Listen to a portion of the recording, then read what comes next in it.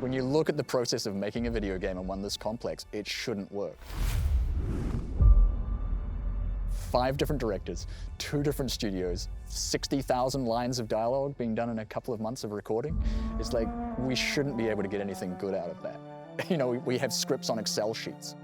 Because of the player choice, you can go through the game in multiple different ways. You can go through as a very aggressive character, you can go through as a very stealthy character, or you can go through in just wanting to talk to people and try and persuade people throughout the game. And because of that, we need that to be sold in terms of the VO performances that we get. Felix Millstone, pleased to make your acquaintance. There's so many different variations of any particular line, depending on combat scenario that you're in, or just where your characters, especially a game from Obsidian, in which there's so many options, what your relationship is like with the player character at any given moment. We're always worried about what has the player done, how do we make sure that no matter what the player does do, we have that covered. So that's why we need the variety. So then when you have the actor in studio, it's about making sure they understand the context as well.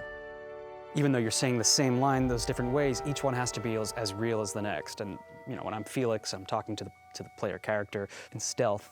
Felix's character still has to come out through that, even if I'm whispering, even if I'm, hey boss, walk over this ridge so we don't engage those raptidon. We don't have an enormous amount of time to do the performance or the preparation for the character, but when we have the right people guiding us, like the people at Game On, that's a big help because they're often more aware of what's going on in the whole world of the game.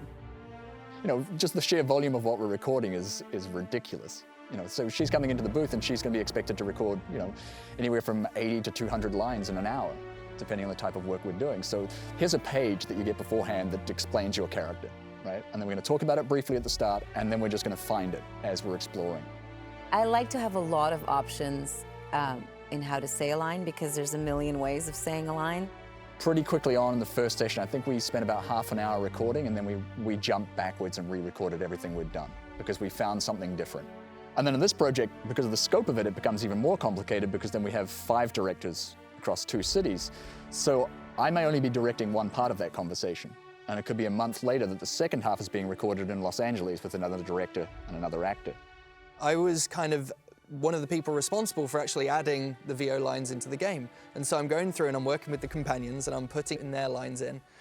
And you know, you think nothing of it, you're doing your job, and then I go to test it in the game. And so I'm playing the game and we're going along and they start having this conversation between them. And I swear I laughed out loud, sat in my office and start cracking up because this like interaction between the 2 of them, it felt so real and so natural. Actually seeing that it does work together is fantastic. That's the magical moment of like, wow, that conversation really comes together. It's not just 2 people in separate rooms reciting their lines. It's 2 characters interacting at a human level, which is fantastic. You know, and I think to me that's part of the magic of the Outer Worlds, is that it is essentially so human. How dare you? You work on these things for so long and you put so much time and effort and energy and a part of yourself into these games to make them as good as you can. And it was born out of nothing, and here it is happening right in front of you. And it's such an awesome moment, and that's why I love making games. It's those moments that just feel so real.